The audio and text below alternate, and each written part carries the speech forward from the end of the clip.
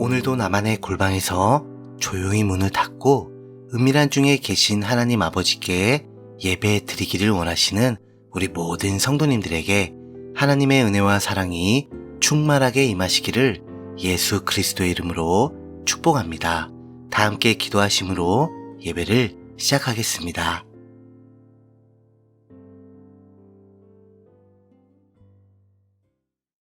하나님 아버지, 우리에게 주실 풍성한 곡식과 열매를 위해서 항상 이른 비와 늦은 비를 적절하게 내려주시니 정말 감사합니다.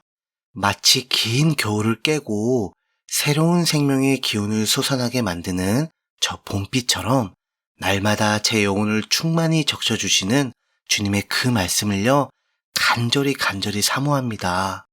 그 말씀이 제 안에 역사하여서 주님 보시기에 기쁘도록 줄기마다 잎이 돋고 가지마다 꽃을 피며 마지막에는 주렁주렁 열매를 맺어서 오직 우리 아버지 하나님께만 한가득 안겨드리는 그런 하나님의 자녀이자 일꾼으로 제가 살아갈 수 있도록 하나님, 날마다 저를 붙들어 주시고 인도해 주세요.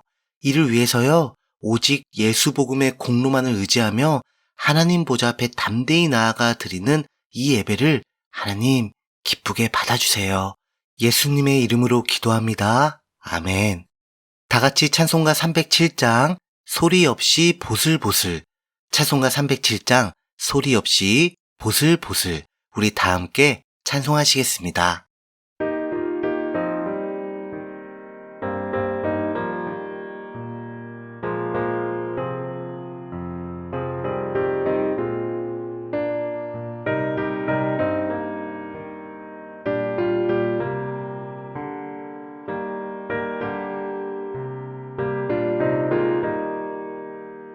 소리 없이 보슬보슬 내리는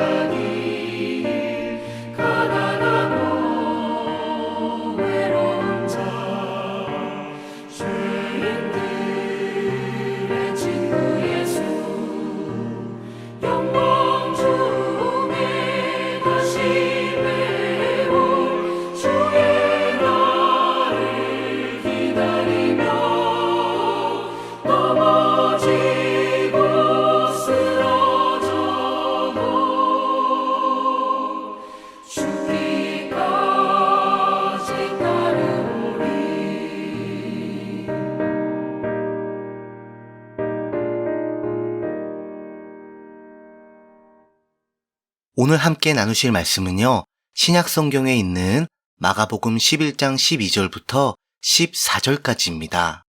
제가 가진 성경으로는 신약 성경 73페이지가 되겠습니다. 신약 성경 마가복음 11장 12절부터 14절까지입니다. 그럼 다 찾으신 줄 알고요. 오늘 본문 말씀을 제가 읽어드리겠습니다. 이튿날 그들이 베다니에서 나왔을 때에 예수께서 시장하신지라 멀리서 잎사귀 있는 한 무화과 나무를 보시고 혹 그 나무에 무엇이 있을까 하여 가셨더니 가서 보신즉 잎사귀 외에 아무것도 없더라. 이는 무화과의 때가 아님이라. 예수께서 나무에게 말씀하여 이르시되 이제부터 영원토록 사람이 내게서 열매를 따먹지 못하리라 하시니 제자들이 이를 듣더라. 아멘. 12절을 보시면요. 예수님과 그 제자들이 베다니에서 나왔을 때, 그러니까 나병으로 죽게 되었으나 예수님께서 무덤에서 다시 살려내신 시몬의 집에서 그 일정을 다 마치신 후에 나와서 길을 가시다가 예수님께서는 시장하시게 됩니다. 여기서 시장하셨다에 담긴 문자적 해석은 예수 그리스도께서는 하나님이신 완전한 신성뿐만 아니라 죄가 없으신 완전한 인성을 가지셨기 때문에 육체를 가진 사람과 동일한 모든 체험을 다 하나도 빠짐없이 전부 하셨다는 것을 알 수가 있지만요. 또한 영적인 해석으로는 하나님께서는 항상 성도의 열매를 흠양하시기를 원하신다는 그것을 의미하기도 합니다.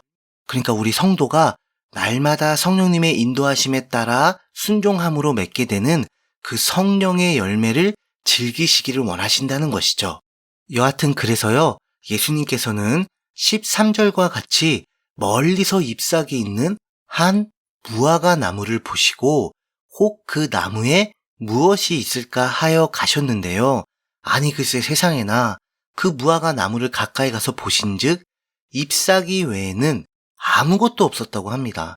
그런데 그 이유가 뭔고 하니 이는 무화과의 때가 아님이라고 하네요. 즉 지금 그 시기에는 무화과 나무가 열매를 맺지 않는 시기이기 때문에 당연히 잎사귀 외에는 없었던 것이다 라는 그런 부연 설명인 것입니다.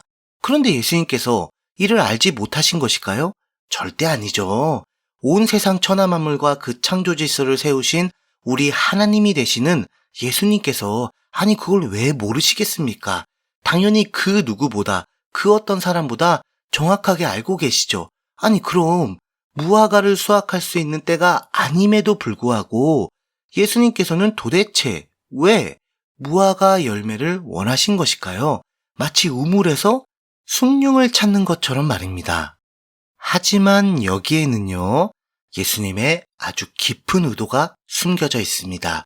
그 의도가 뭐냐면요, 실상 예수님께서 원하신 열매는 지금 눈앞에 보이는 그 실제적인 무화과 나무와 그 나무의 열매가 아니라 바로 그 무화과 나무와 그 열매가 상징하는 의미, 즉 돌 무화과 나무에 올라갔다가 예수님을 만나서 구원을 받은 그 사람 누구죠? 네, 바로 삭개오와 같은 거듭남의 구원이라는 그 열매, 바로 이 열매를 원하신다는 뜻입니다. 그러니까요, 성경에서는 무화과 나무가 바로 이스라엘을 상징하는데요. 거기서 열매를 전혀 찾지 못한 우리 예수님께서는 결국 14절과 같이 이제부터 영원토록 사람이 내게서 열매를 따먹지 못하리라 라고 말씀하시므로 열매를 맺지 못한 그 무화과 나무를 저주하게 되십니다. 그런데 이와는 정반대로 돌 무화과 나무에 올라간 삭개오는 예수님의 부르심에 응답하여 그분을 영접함으로 그분의 십자가와 부활의 복음을 믿음으로 거듭남의 구원을 받게 되었죠. 둘 다 똑같은 무화과 나무지만 정반대의 결과를 맞이한 것을 이렇게 서로 비교해 주고 있는 것입니다. 이는요, 하나님께서 무화과 나무인 이스라엘에게 찾으시는 열매는 삭개오라는 그 구원의 열매라는 것을 정확하게 상징하는 것입니다. 바로 이스라엘 백성이 자기 죄를 회개하고 오직 예수 그리스도의 십자가와 부활의 복음을 믿음으로 예수 그리스도와 연합하여 예수 그리스도의 십자가를 통해 죄인으로서의 나는 죽고 예수 그리스도의 부활을 통해 하나님의 자녀로서의 나로 새롭게 거듭나는, 다시 태어나는 그 구원을 받기를 원하신다는 뜻이죠. 그러나 이스라엘 백성은 끝끝내 예수님의 메시아 되심을 거부하며 그분을 영접하지 않았기 때문에, 그분을 불신했기 때문에, 그분의 복음을 거절했기 때문에 결국 그들은 하나님의 징계를 받아 숱한 고난과 핍박의 역사를 통과하게 되었던 것입니다.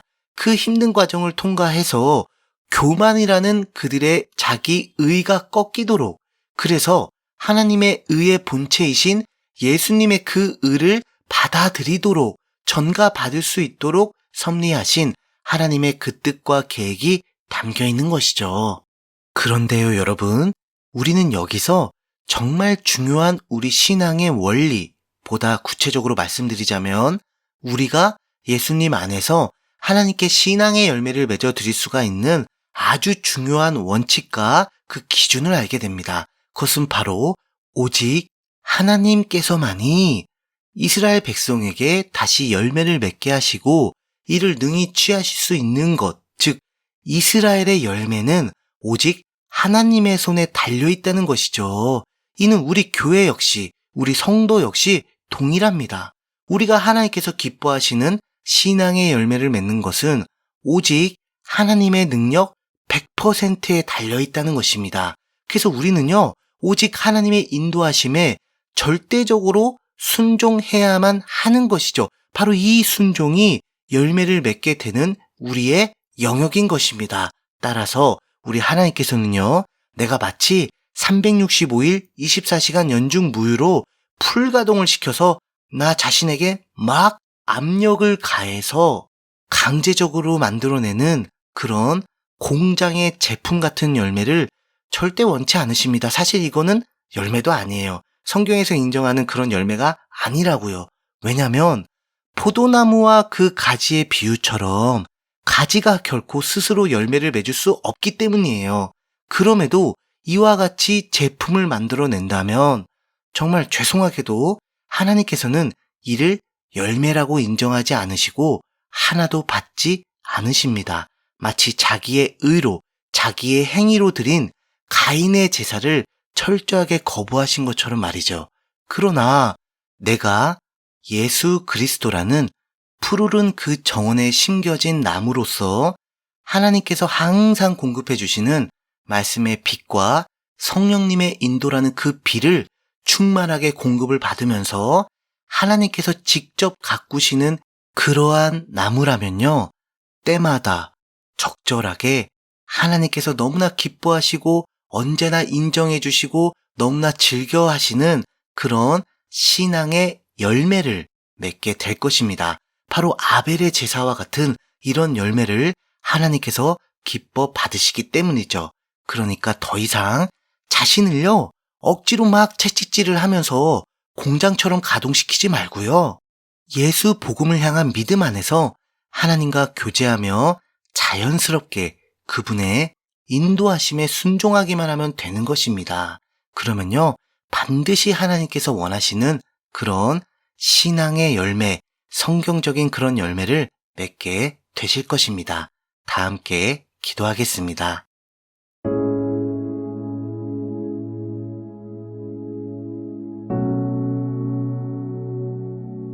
하나님 아버지, 제가 이제부터는요, 이스라엘 백성들처럼 열매 없는 자녀가 아닌 삭개오와 같이 구원받은 하나님의 자녀로서 하나님께서 기뻐하시는 그런 열매를 풍성히 맺기를 원합니다. 그래서 하나님, 제 마음과 생각 그리고 제 몸 모두를요, 오직 하나님의 말씀과 그 인도하심에만 철저하게 그리고 온전하게 고정을 시켜서 순종할 수 있도록 도와주세요. 그래서 날마다 하나님의 그 세미한 음성을 듣고 그것을 따라갈 수 있는 오직 하나님 한 분과 동행하는 그런 삶을 살 수 있도록 주님 저를 붙들어 주시고 인도해 주세요. 예수님 이름으로 기도합니다. 아멘. 각자의 기도 제목을 가지고 하나님께 자유롭게 기도하시면서 예배를 마치시길 바랍니다.